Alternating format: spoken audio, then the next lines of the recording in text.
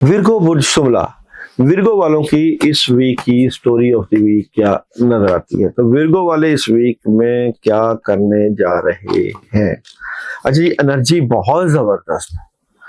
आप कुछ बड़ा करना चाहते हैं, आपके पास हिम्मत है, हौसला है, फैमिली है, फैमिली को वक्त भी है, लेकिन इसी तरह दुश्मनों की निगाह भी है। हैवी खबरें, हैवी इंफॉर्मेशन रहेगी आप लोगों के लिए इस वीक में।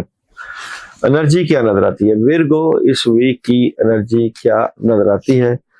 चलिए, एनर्जी बहुत जबरदस्त है, बेहतरी की तरफ जा रहे हैं और आप लोगों के लिए दो रास्ते हैं, कौन सा रास्ता आपने सिलेक्ट करना है।